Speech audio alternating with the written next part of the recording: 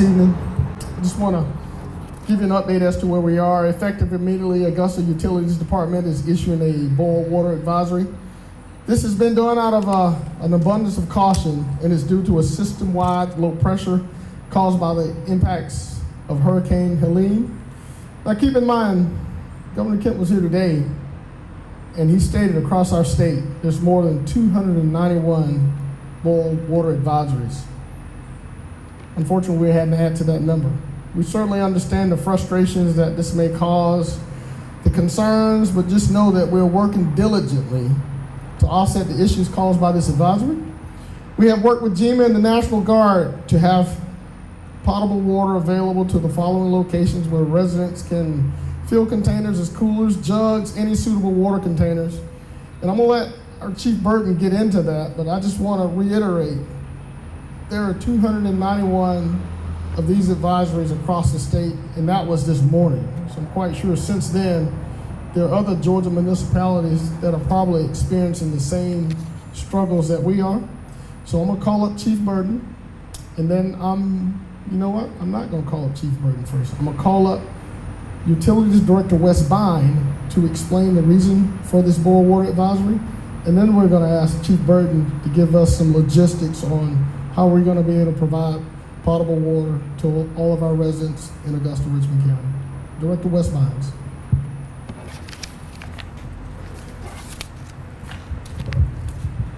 Thank y'all. So you received the advisory. It's an advisory of possible risk of contamination caused by low pressures throughout the distribution system. That's occurred due to power loss, as well as a lot of treatment issues we had during Hurricane Helene. It occurred throughout the system in a variety of locations, and because of that, the state requires the notice. So that's the issue right now. We are returning to normal operations throughout the system. We have everything basically south of Gordon Highway is now fully operational, running on generators mostly, but working.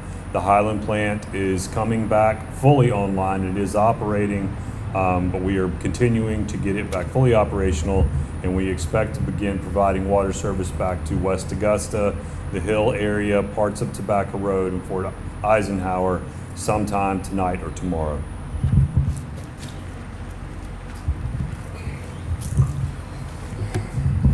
So good evening. In conjunction with the boil water advisory, we will stand up additional locations to provide potable water for our citizens.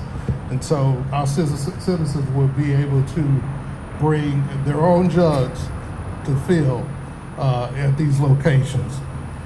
First of which will be Diamond Lakes, Blythe Recreational Center, Warren Baptist Church, the Augusta Aquatic Center, Southgate Plaza, and the depot, the old railroad depot.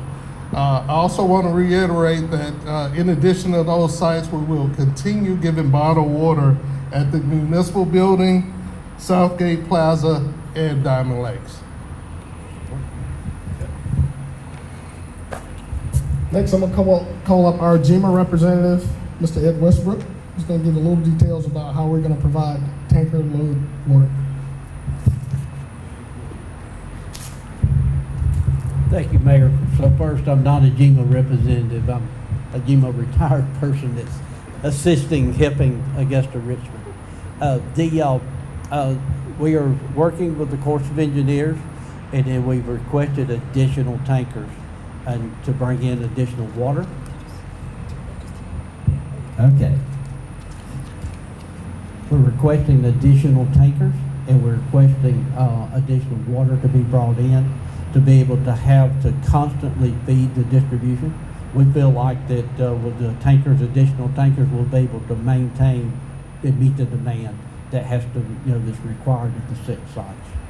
So this, it's an ongoing operation, and we're doing all the work we can, and Augusta Richmond's in good hands in the work that they're doing. Thank you, Mr. Westbrook. Now we're prepared to answer a few questions you guys may have. How long do we expect for the water advisory to be in effect? Director Bynes?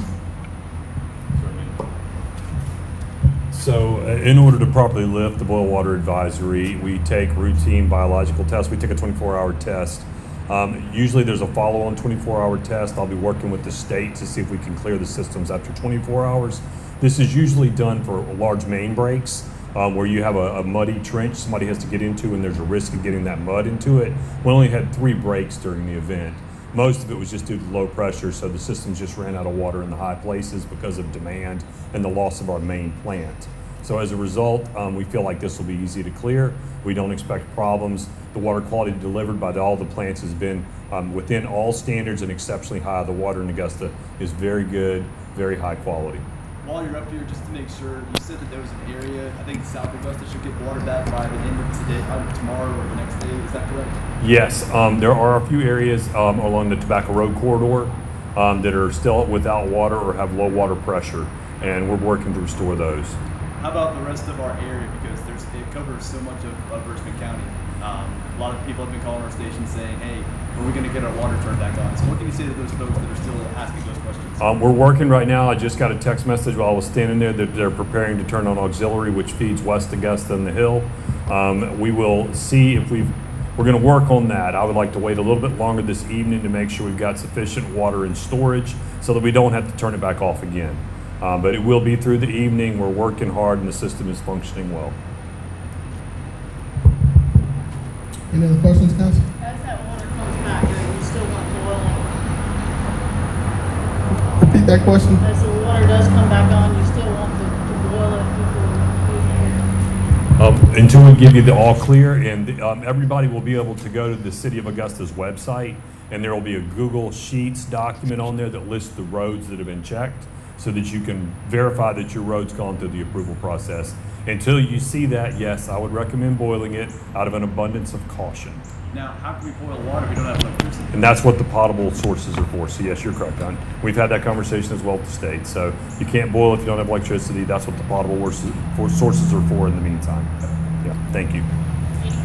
Anything else that people should be aware about? Any like tips that you have for folks that are going through this or maybe have never experienced a water advisor before?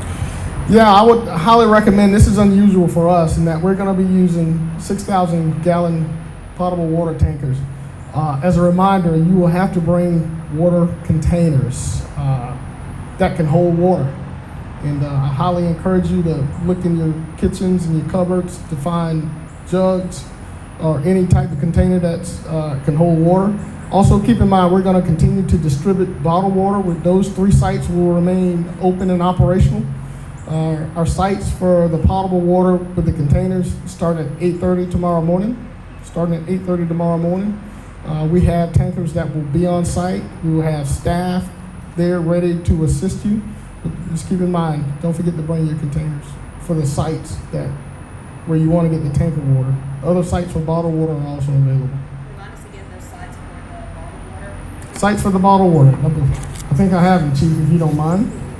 The sites are for potable, for bottle, remain to be at the municipal building, Diamond Lakes, and there's one more, municipal and Southgate Plaza.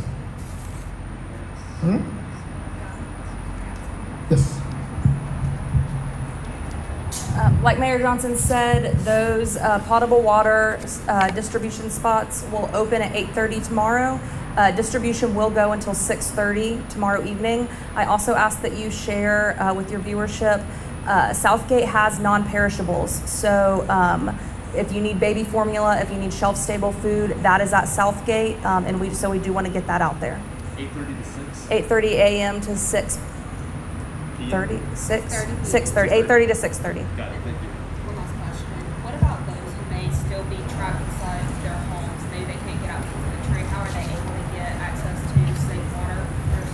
If they were to call 311, we do have a mechanism to help those that cannot access these potable water distribution locations.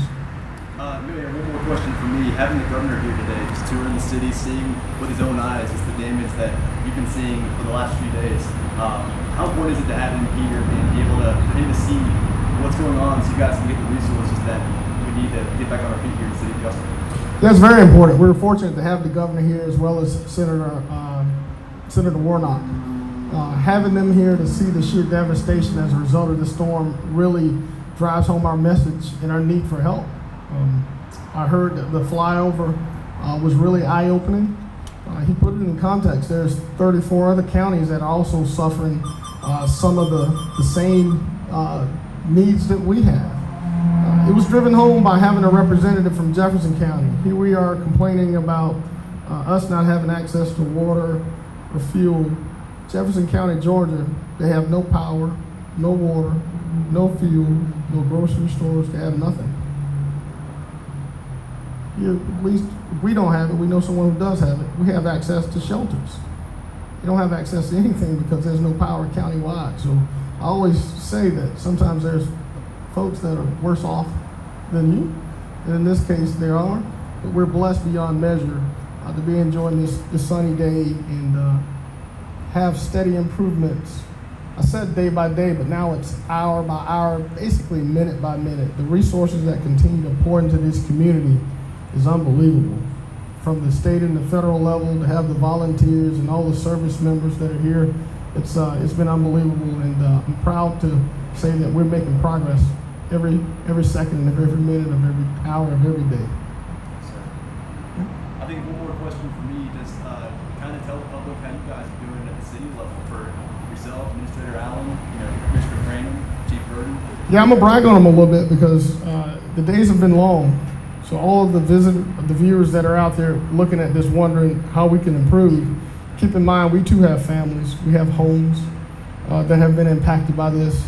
That has not stopped us from being there from sometimes 16 to 20 hours a day. But we're here because we love this community and we want to get through this. So keep in mind not only this team, but the workers, the first responders, the people that work for Augusta Richmond-County, throughout the region, Columbia County. Chairman Duncan was here with his team. Everyone is impacted by this. So we need everyone to have this sense of community. As you're going to these intersections that don't have power or signal, please just be courteous enough to stop. Stop. Treat it as a four-way stop. The sheriff mentioned earlier that we're having an uptick in automobile accidents as a result of the power lines not operating our signals. So we're just gonna ask the public to continue. If you don't have to be on the roads, to stay home, especially at night. We understand you have to go out through the day to get things like bottled water or potable water, but just be safe and be neighborly as we get through this. Last question for me, is the water safe to bathe or take a shower in? It's a great question. The water is safe to bathe. You don't wanna brush your teeth with it, but it is safe to bathe.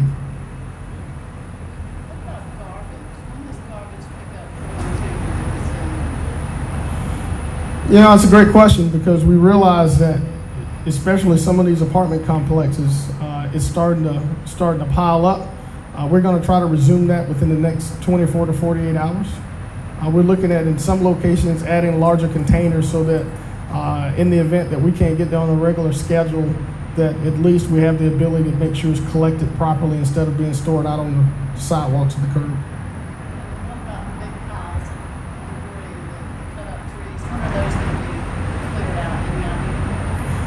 It's going to be months.